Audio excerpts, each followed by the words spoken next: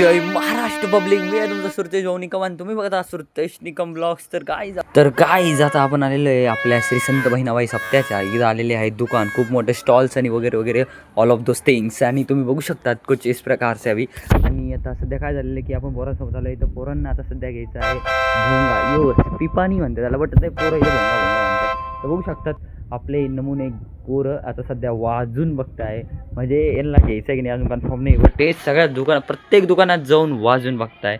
आणि जी दुकानात ते दिसले ते पिपाणी वगैरे काय म्हणते ते हॉर्न दिसले की ते वाजवायला चालू होऊन जाते होते. अरे बाप, पूर्ण लोक आमच्याकडे बघायला लागले होते. म्हणलं हे काहीतरी विषय करल्याशिवाय काय मानत नाही. त्याच्यानंतर बघू शकता तुम्ही खूप सारे असे स्टॉल चालले होते. आणि मी तर पहिल्यांदा बाजार होतो आमच्या गावात असं काही नाही. आणि आपले दोन भाऊ लोक भेटले होते वापस पुन्हा एकदा आपले, ते म्हणे आम्हाला घेऊन टाक व्हिडिओ, तर मग घेऊन टाकलं, काय विषय नाही. आणि त्याच्यानंतर आता पिपाणीसोबत हार्मोनियम वगैरे काय काय वाजायला लागले होते. त्याला म्हणलं आपण एक बँड घेऊन टाकू, म्हणलं आता त्याला नाद एकदम. त्याच्यानंतर आपल्याला मिक्की माऊसचं दिसलं होतं, आपल्याला त्याच्यामध्ये जायचं होतं. ते 20 रुपये घेत होतं, त्याला म्हणलं 50 किंवा 100 देतो, पण आम्हाला जाऊन द्या. बट ते विषय असा झाला की ते काका आणि ते काकू म्हणे नाही जमत नाही, तर ते कोणी ऐकलं नाही. बट तुम्ही बघू शकता जत्रा वगैरे एकदम नाद. आणि त्याच्यानंतर या पोरांचं लक्ष गेलं त्या काय म्हणतात ते बाहुली म्हणते वाटतं, हा डॉलवर लक्ष गेलं. आणि ते डॉलच्या नंतर अशी मजा घ्यायला लागली बाई पोरं.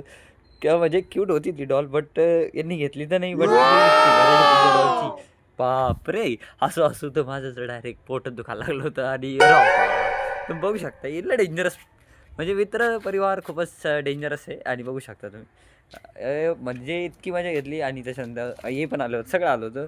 त्याच्यानं आम्ही पुन्हा एकदा ते मिकी माऊसला डोका लावायला गेलो. ते 2-3 येलो होते, दुसऱ्याला गेलो, त्याला बोललो की अरे जाऊन द्या. तरी तो पण सेम रिप्लाय की लहान लेकरासाठी म्हणजे तुमच्यासाठी नाही. मग त्या जम्पिंगच्या पांगवर गेलो तर ते पण म्हणताय की दुसऱ्यासाठी, म्हणजे लहान लेकरासाठी.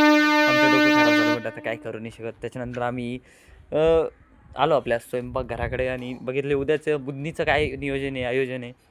बघितलं एकदम नंबर 1 होतं. आणि उद्या या आपण बुंदी खायला. आणि बघू शकता तुम्ही आपले भाई लोक आलेले आहे. आणि जय हिंद जय महाराज. Thanks for watching.